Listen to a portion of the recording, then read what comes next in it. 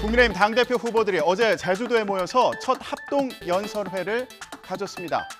자, 김기현 후보는 불협화음 없이 대통령과 호흡을 맞출 수 있다고 강조했습니다. 대통령실 친윤계 의원들과 갈등을 빚은 안철수 후보를 겨냥한 것으로 보이죠. 대통령 손발이 맞아야 될 것 아닙니까? 대통령하고 자꾸 어긋난 길로 가고 당정 분리라 그러면서 당 지도부가 대통령을 견제해야 된다 그러면 우리가 왜 여당합니까? 야당해야지. 또 대권에 욕심 있는 후보가 당대표가 되면 대통령 탄핵이 우려된다는 발언이 논란이 된 걸 두고는 과거를 반면교사 삼자는 뜻이었는데 안철수 후보가 왜곡했다면서 비판했습니다. 발언의 뜻을 왜곡하고 없는 것을 있는 것처럼 만들어내서 하는 것은 별로 그렇게 바람직하지 않으니까 자제하셨으면 좋겠다는 말씀이고요. 친윤계 의원들도 일제히 당정 분리가 아니라 당정 일체를 강조하면서 한 목소리를 냈습니다. 당정 사이 갈등이 극심했던 사례로 고 노무현 전 대통령을 거론하기도 했는데요. 김경수 기자가 전해드립니다. 당정 분리를 처음 도입한 분은 노무현 대통령이셨어요. 그리고 그 이후에 노무현 대통령께서 당정 분리 이 문제는 다시 한번 생각해봐야 된다라고 얘기를 하지 않았습니까? 열린우리당이 그 당시에 얼마나 많은 충돌과 문제 때문에 정권에 부담이 되고 결국은 노무현 정부가 마지막 몇 프로로 퇴임을 했습니까? 그게 결국은 당과 대통령이 하나가 되지 못하고 이게 충돌이 계속되고 열린우리당이 계속 선거에 패배하고 당대표가 계속 바뀌어왔죠. 대통령의 당무 개입이 일정 부분 이루어지고 있는 미국과 프랑스를 예로 들며 집권 여당의 책임 정치를 내세웠습니다. 박수영 의원은 한 발 더 나아가 당정 분리의 근본적인 재검토가 필요한 시점이라고 힘을 실었습니다. 안철수 의원은 아니 탄핵 얘기가 화학과 무슨 상관이냐며 비판했습니다. 오히려 당을 분열의 늪으로 밀어넣고 있다는 겁니다. 저는 한마디로 궤변이라고 생각합니다. 아니 상식적으로 생각해 보십시오. 당의 대통령 탄핵에 대해서 이야기한 게 당의 화합을 위한 길이다? 어떤 국민이 그걸 믿겠습니까?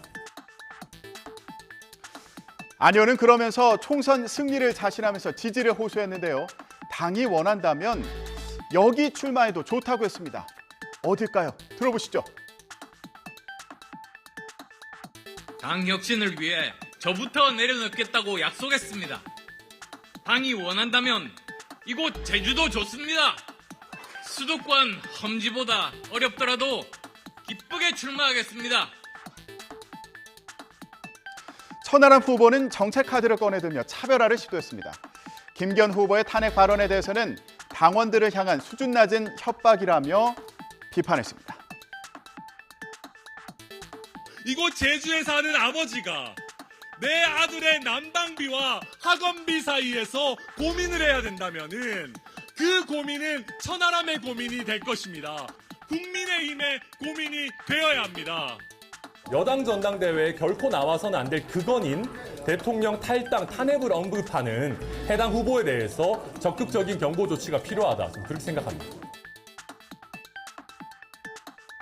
천하람 후보를 지지하는 이준석 전 대표는 탄핵 발언에 대해서 대통령실이 다른 후보에게 했던 것처럼 재발 방지를 요구하라고 목소리를 높였고요. 김기현이 가장 위험한 후보다 이렇게 말하기도 했는데요. 무슨 의미일까요? 들어보시죠. 박근혜 대통령의 퇴진과 탄핵을 주장했던 이력까지도 나오고 있습니다.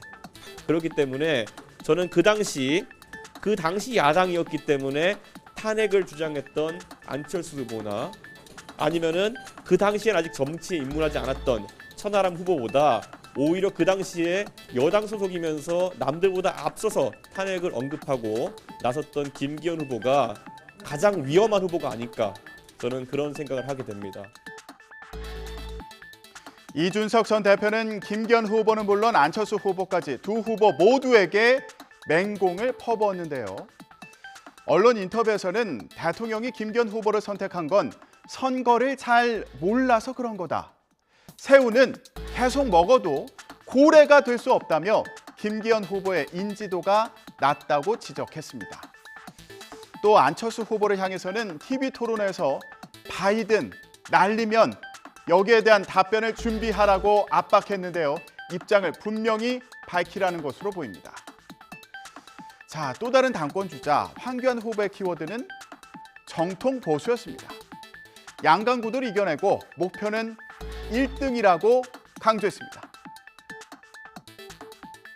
우리가 지금 뭘 뽑으러 하고 있습니까? 우리 당의 당대표를 뽑으려고 하는 거예요.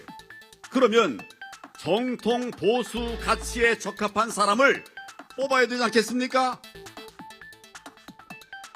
이런 가운데 대통령실에서는 김기현 의원의 탄핵 발언에 대해 대통령을 전당대회에 끌어들이는 건 부적절하다고 말했습니다. 당정 분리를 재검토해야 한다는 친윤계 주장에 대해서는 당무는 당에서 하는 게 바람직하다는 입장을 밝혔는데요. 당내에서 당정 일체론이 뜨거운 감자로 떠오른 만큼 앞으로 논쟁은 계속될 것으로 보입니다. 자, 어제 국회에서는 민주당 박홍근 원내대표의 교섭단체 대표 연설이 있었습니다. 박 원내대표는 윤석열 정부 5대 참사라면서 민생과 외교, 안보와 안전, 또 인사 문제를 지적했습니다. 국민의힘 반응까지 손유정 기자가 전해드립니다. 특히 외교 안보 분야에선 UAE에 적은 이란 등 논란 발언을 직접 언급하며 윤석열 대통령을 직격했습니다. 강제징용 배상 문제 해법과 일본의 군사전략 용인 등 대일 정책도 굴종적 친일 외교로 규정했습니다. 외교의 꽃이란 정상외교가 대통령 리스크로 덮이다 보니 국민 전체가 트라우마에 빠질 판입니다. 이에 국민의힘은 민주당의 행태야말로 야당일 때와 여당일 때가 다른 내로남불이라고 평가절하했습니다. 박홍근 원내대표가 지적한 사법정의 무시, 민주주의 위기는 사실 민주당의 일이라며 남 탓으로 시작해 남 탓으로 끝난 연설이라고 비판했습니다. 민주주의가 훼손됐다 이런 것들은 사실은 민주당 집권 시절에 훨씬 많이 훼손이 됐습니다. 야당일 때 다르고 여당일 때 다르고 한 이런 내로남불이 없는 정치를 하자. 교섭단체 대표 연설에서 박홍근 원내대표는 김건희 여사 주가 조작 의혹에 대한 특검 의지도 강조했습니다. 국민의힘은 이미 문재인 정부에서 파헤친 사건인데 실체가 안 나온 거 아니냐며 이재명 방탄용이라고 선을 그었는데요. 야당 대표는 불송치 결정이 끝난 사건도 들춰내면서 김건희 여사 주가 조작 의혹은 새로운 증거가 쏟아져도 모르쇠로 일관합니다. 김건희 여사는 죄가 있어도 신성 불가침인 것입니까? 더구나 박범계 의원이 법무부 장관으로 있을 때 수사할 대로 해놓고 이제 와서 특검하자고 박범계 의원이 들고 있는 거 보니까 저는 참 웃음이 나왔습니다. 김건희 여사 특검법은 법사위 소관인데 국민의힘이 위원장인데다 시대전환 조정훈 의원의 반대로 신속 처리하는 것도 어렵습니다. 그래서 민주당이 고려하는 게 특검법을 본회의에 바로 올려서 표결하는 건데요.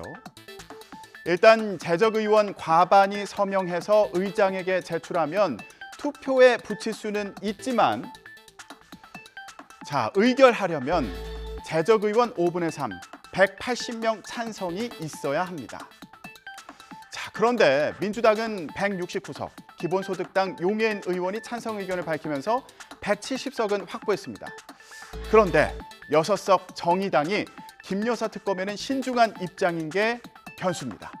일단 검찰 소환 조사가 먼저라는 겁니다.